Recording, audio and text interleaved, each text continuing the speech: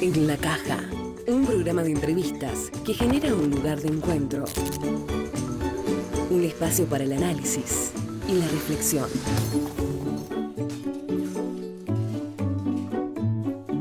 En la Caja. ¿Qué tal? ¿Cómo les va? Bienvenidos nuevamente a este encuentro que tenemos aquí en La Caja. Como siempre, recibiendo distintas personalidades, amigos, invitados con quienes vamos hablando de su vida, de su trayectoria, de sus historias. Hoy, en La Caja, es un enorme placer recibir a Miguel Repiso.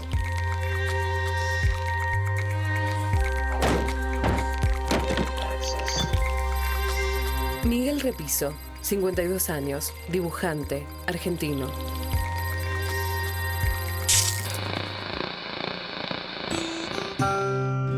Miguel Repiso, más conocido como Miguel Rep o simplemente Rep, es un dibujante y humorista gráfico argentino, nacido en San Isidro, Buenos Aires, el 23 de abril de 1961.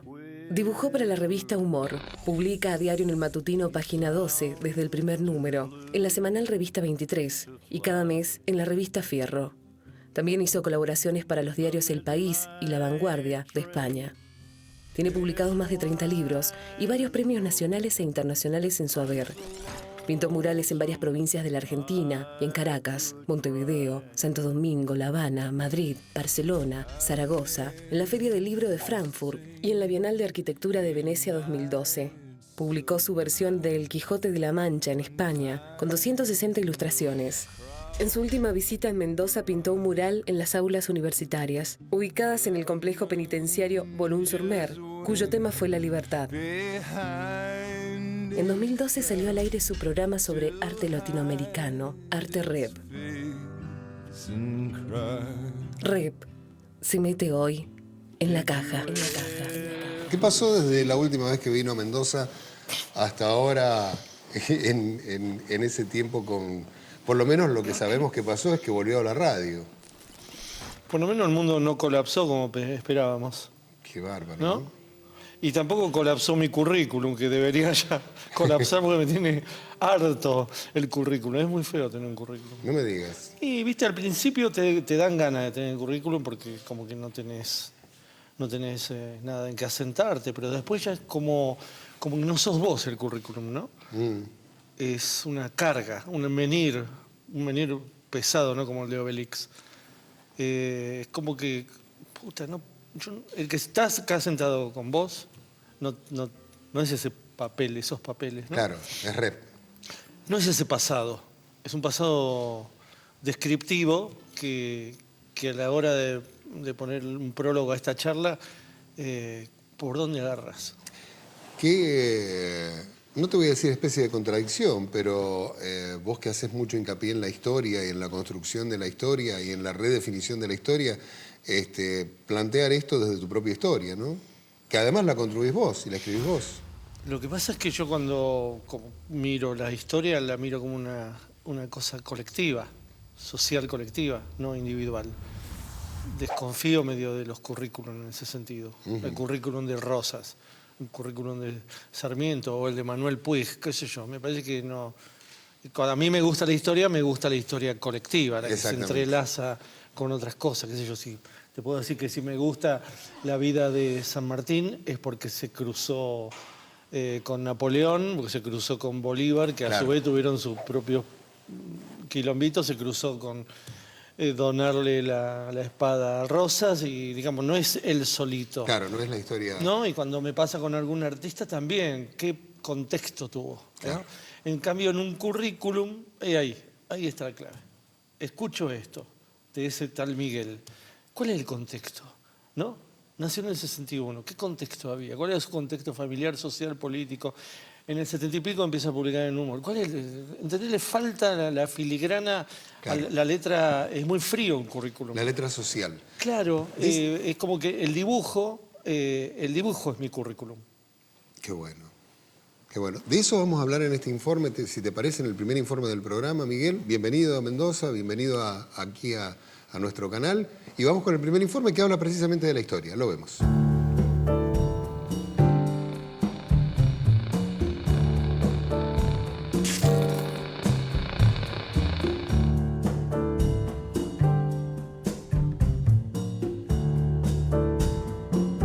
La historia argentina está llena de momentos que no tienen imágenes, que están casi todos contados en palabras, pero no todos están ilustrados, salvo por Villiquen o la historia oficial desde la perspectiva de un Mitre, de un Félix Luna e incluso de Constancio Cecilio Vigil, dice Rep.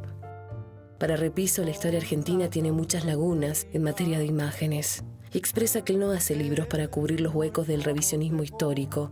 Tampoco le interesa hacerlo por entender que ese campo le corresponde a los investigadores e historiadores. En todo caso, mi tarea como dibujante y hacedor de imágenes es iluminar aquellas zonas que no han sido alumbradas, porque nadie dibujó cómo fue Barranca Yaco, cómo fue la Revolución del 90 o la cama entre Juan Domingo y Eva, dice Rep.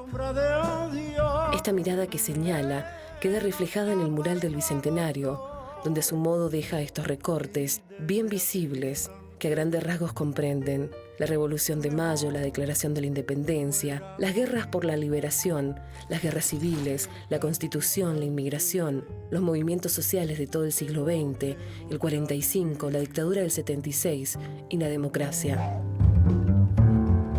Es muy raro que yo este mural me lo lleve a un lugar y lo trabaje solito. No, siempre es con el murmullo de la gente y algo de eso está en el mural. Por eso es la gente la que está en el mural, porque la gente está ahí mirando todo el tiempo el mural. El mural ya no es mío, le pertenece a todos, es así. En Rep hay un deseo de que la historia deje de lado la lógica masculina de despojo y destrucción, para nutrirse del poder femenino del dar y de lo sutil.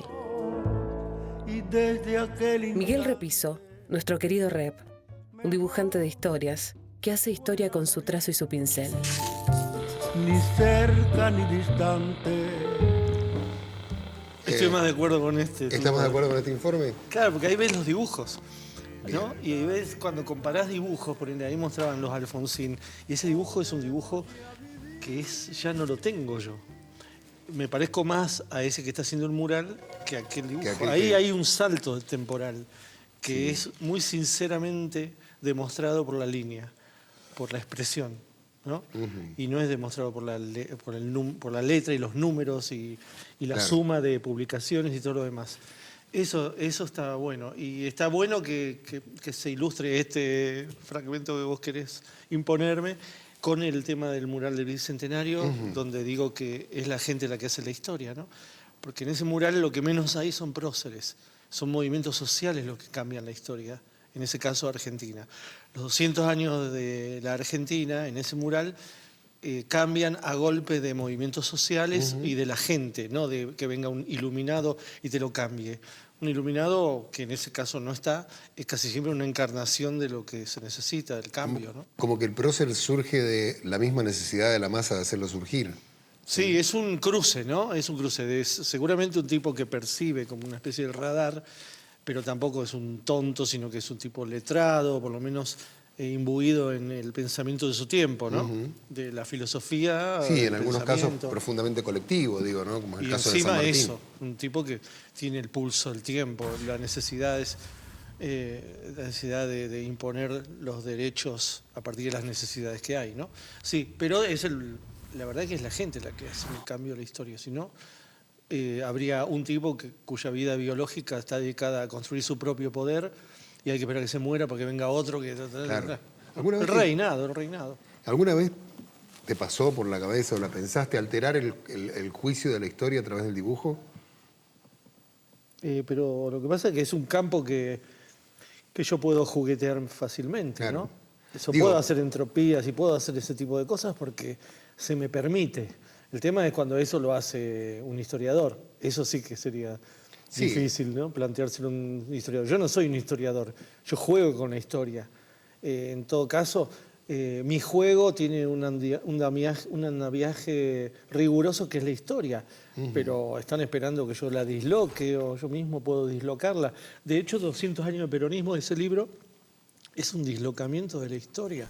A Perón le hago hacer cualquier verdura.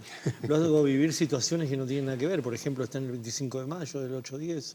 está la creación de la bandera, está con Castelli, digamos. Esos disloques son permitidos en este juego. El tema es cuando trabajas rigurosamente y haces el disloque, ¿no? De eso se trata cuando hablas de llenar los huecos que deja la historiografía clásica, de este disloque que te permite jugar con eso y salir del molde del dibujo tradicional que estaba basado en la historiografía clásica. No, eso es interesante lo que decís, pero no lo pensaba así. Lo pensaba más que nada en que yo tengo que llenar esos huecos con las imágenes no dibujadas. Las imágenes que no están en la historia, de las que se habla, se imagina. Hay leyendas urbanas o hay inventos de Mitre o lo que sea. Sí, o Perón y Eva en la cama. Sí o no, o el desastre de Huaki. No tiene una imagen, quizás. Entonces, ¿por qué no dibujar esos momentos? Los momentos en que Caseros se tuerce y Urquiza dice, me voy a la mierda, total. Me aseguraron que allá voy a tener mi reino en Colón, voy a ser el rey del río Uruguay, qué sé yo. Entonces esos momentos no están dibujados, hay que dibujarlos. Yo creo que soy útil ahí, no dislocando la historia, sí. Vamos a ir antes del próximo informe, te invito, vamos a un corte y enseguida retornamos, ¿te parece? Vamos a un corte, continuamos aquí con Miguel Repiso, con Rep.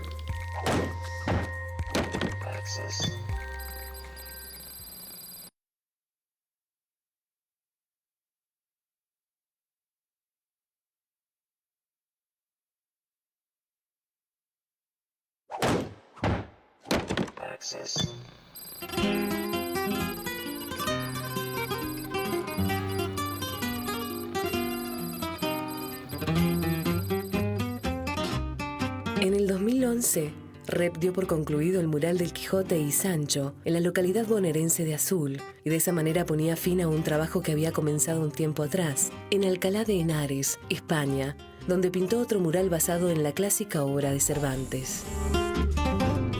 Siempre odié al Quijote hasta 2004, cuando hice una recorrida por Madrid con un cervantólogo y me contó cosas que me dieron ganas de releerlo. Es una novela moderna que da mucha libertad, aseguró Rep en una entrevista. Simplemente hice una lectura absolutamente personal de lo que es Quijote, que salió distinto a lo de los otros dibujantes. Los otros dibujantes lo han hecho de una manera muy solemne al Quijote, porque es un clásico. Y a mí me salió grotesco porque a mí me parece que es un libro hecho desde la parodia, es decir, grotesco. Y eso es lo que estoy tratando de mostrar acá. Desde ese momento y durante un año, el artista se dedicó a dibujarla por capítulos, trabajos que fueron publicados por Página 12 durante 2005 y llamaron la atención de José Manuel Lucía Mejías, uno de los mayores especialistas mundiales sobre iconografía del Quijote. Fue este catedrático español quien impulsó primero una nueva edición de lujo del libro y luego la serie de murales. Rep decidió plasmar diferentes versiones del Quijote de acuerdo al contexto de cada lugar. En Azul, los dos protagonistas cabalgaban serenos por la pampa, guiados por la Cruz del Sur, y son recibidos por representantes gauchescos y de pueblos originarios. En cambio, el Quijote de Alcalá lucha ferozmente contra los molinos de viento, reflejando los tiempos convulsionados que hoy vive Europa. Miguel Repiso plasma el Quijote en su contexto, del ayer y del hoy. Pone su mirada que refleja y construye realidades. Ladran, Rep, señal que cabalgamos. Lindo informe. ¿Qué te lleva a reestudiar o remirar el Quijote a partir de ese viaje y de ese encuentro? ¿Cuál es el punto? ¿O por qué, digo? No hubo mucho tiempo para premeditación y alevosía, era porque tenía ganas de dibujar el Quijote. Nada más. No sé, lo había dibujado, me había gustado la línea que me había salido, y después con ese viaje a Madrid como dije, uy, aquel dibujo, qué lindo sería dibujar el Quijote que lo aborrezco tanto por la lectura obligatoria de la infancia. Y además por los dibujos, como decía ahí. Claro. Y después ya cuando empecé a dibujarlo no paraba más, ¿no? 260 dibujos terminaron. Era una instancia que ya olvidé, pero que ahora se me empieza a volver porque estoy en ese trámite, pero con la Divina Comedia. No me digas.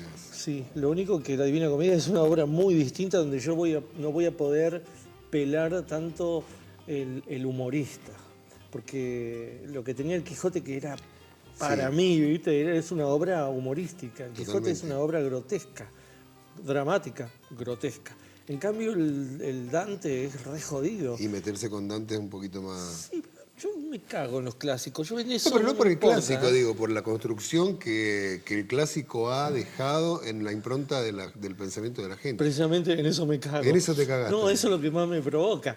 Es una lengua extraña, es un momento difícil, un momento jodido, la Edad Media. Todo es distinto, todo es como lo opuesto al Quijote. Si bien es una road movie, pero por 3 instancias, ¿no? El infierno, el purgatorio y el paraíso, yo no sé si soy el dibujante indicado. Es como lo voy a saber cuando haga el último dibujo. Claro. Todavía casi ni empecé.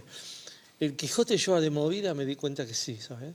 Era como una especie de un tío, ¿no? Cervantes era como que lo llamaba y decía, tío, dibujé la venta del camino, lo dibujé de esa manera, y el tío me podía decir, Cervantes, no me podía decir, bueno, no era blanca, coño.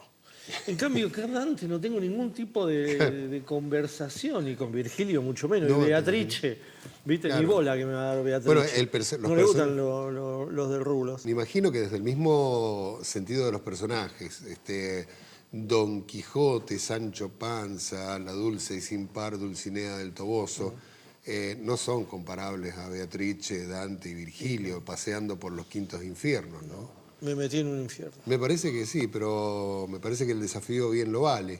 Sí, me va a pelar otra cosa, ¿no? El otro era juguetón y esto me va a pelar otro tipo de cosa, que no sé si la tengo.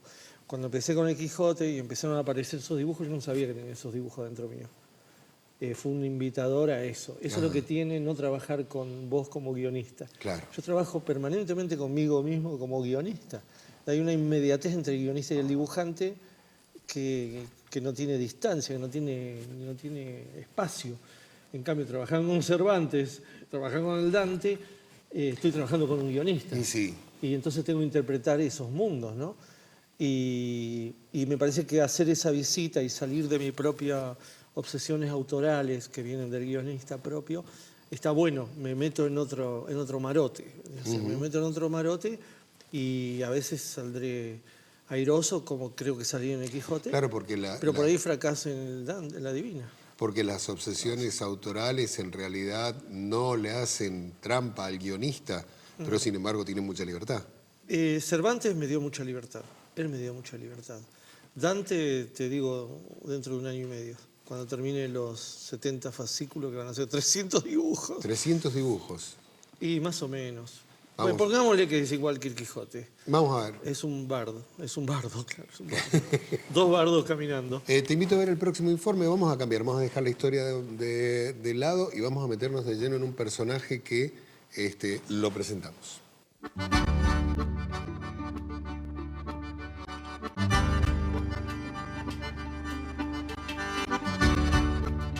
Miguel Repiso se define como dibujante, no como artista plástico ni como humorista gráfico. Sus trabajos suelen ser una mezcla entre humor, política, arte e historia.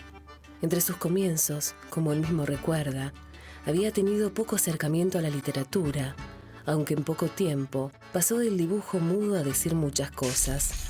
A dibujos como El recepcionista de arriba, una tira que además de mencionar figuras importantes del mundo erudito, trabajaba con personajes de la farándula y la política, con la rara capacidad de matar en la viñeta a gente que aún no había fallecido. Rep no descree de las nuevas tecnologías, pero tampoco las idolatra. Asegura que el arte está en el hombre, si bien no como necesidad de supervivencia, sí como necesidad cultural. No creo que todos debamos hacer arte, pero que todos tengamos conocimiento para elegir nuestras obras es urgente, porque es un canal de sensibilidad humana. No entiendo cómo no se ve la urgencia de esto. El arte me abrió la cabeza, me abrió la vida. No hay artista que no sea pensador, dijo en una entrevista. Miguel Repiso, un artista irreverente, crítico, prolífico y talentoso. Reflexiona sobre el arte en La Caja. Son buenos ustedes los mendocinos haciendo Sí. estas cosas, ¿eh? Son rigurosos y encima te ponen chamamé. Encima te pones a ver.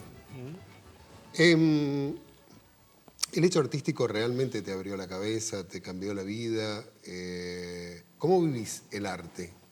¿Qué es el hecho artístico? No sé, te pregunto. Si es el hecho artístico consumado como tal o como la vinculación tuya con tu obra. Es que yo no sé qué hago, no sé. ¿Haces arte? No sé si hago arte, pero aparte, como, no sé, es como si mi vieja me preguntara, ¿no? Si Alba me preguntara, Miguel, ¿vos haces arte? Tranquilamente podría preguntarle a mamá eso. ¿Y qué le respondería? Como que ella no ha visto un gran cambio quizá de niño a ahora, o que no tiene real valía de lo que es la palabra arte, ¿no? Y capaz que eso yo lo mamé y como nunca mi familia me han bajado la palabra arte como algo excelso, ni como mandato para laburar, ni nada.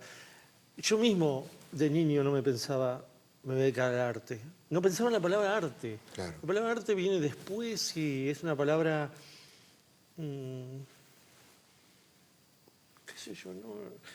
Hay palabras que cuando estás leyendo algo te llaman la atención y son tuyas, ¿no? Por ejemplo, dice humor, y yo digo, uy, están hablando de mí, aunque estén hablando de cualquier cosa. Digo, humor, eso es una palabra para mí. Dibujo, eso es una palabra para mí. Esas palabras, sí, son mi infancia y son mi patria, y son lo que quiero, son las palabras que me convocan. Están ahí en mi lenguaje verdadero. Arte, artista, hecho artístico, no. No te Lo suena. veo más como un laburo. No lo veo como una cosa de, ¿Nunca sentiste...? ay, le vino la musa. ¿Viste? Voy a esperar que venga la musa y humo acá, ¿no?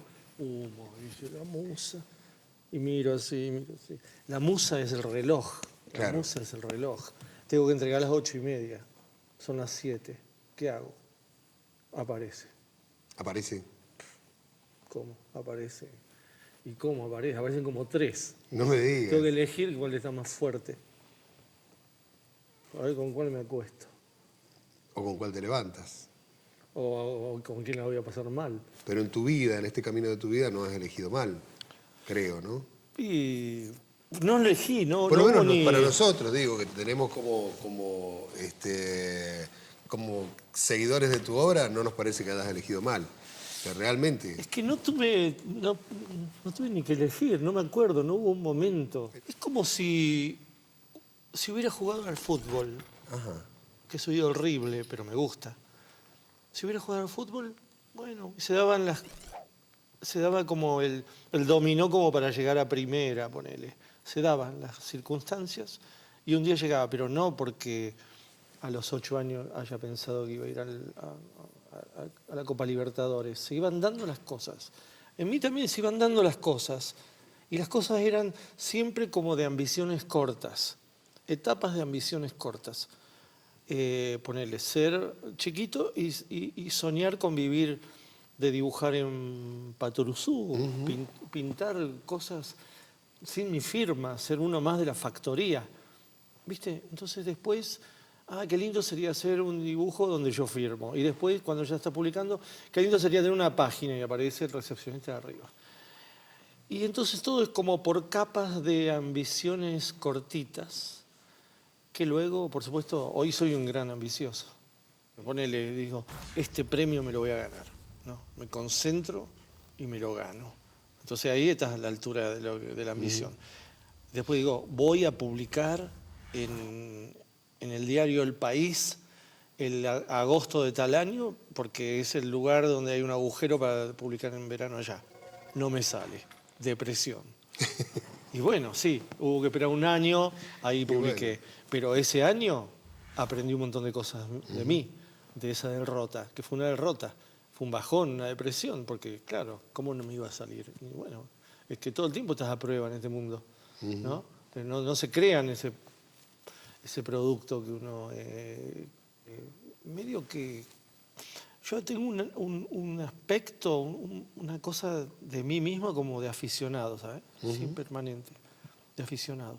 Como cosa muy ingenua de aficionado, que sigue alegrándose cuando lo llaman para ofrecerle algo y digo que sí, pero después me meto en problemas. Pero lo primero que digo es sí, porque me entusiasma. Y después digo, ¿cómo es? ¿Cómo dije sí? Bueno, Dante Alighieri, la Divina Comedia. ¿Cómo digo que sí? Porque el primer momento es de una gran alegría, un gran alborozo, porque no me veo a mí mismo después con mi cuerpo no durmiendo, trabajando. Mando al esclavo más adelante, ¿no? El de las ganas aparece. Miguel, te agradecemos esto, pero antes hay un par de preguntas de los televidentes. Si te parece, las compartimos con vos. Hola Miguel, bienvenido a Mendoza. En realidad quería preguntarte como autodidacta, ¿qué sentís vos que te falta aprender? Como autodidacta. Para aprender, en realidad yo lo que tengo que hacer es desaprender. Porque es tanta la cantidad de información que uno tiene.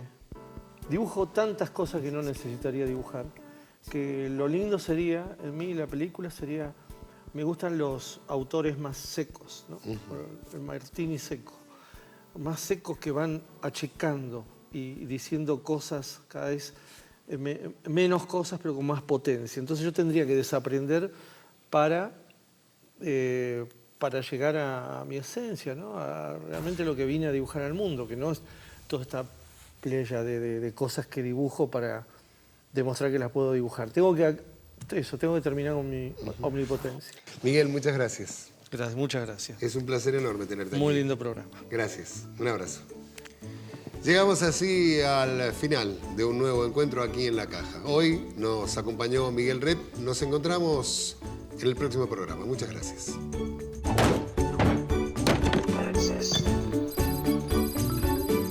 Ay, le vino la musa. ¿Viste? Voy a esperar que venga la musa y humo acá, ¿no? Humo, dice la musa. Y miro así. La musa es el reloj. La musa es el reloj. Porque en ese mural lo que menos hay son próceres. Son movimientos sociales los que cambian la historia. En ese caso, Argentina.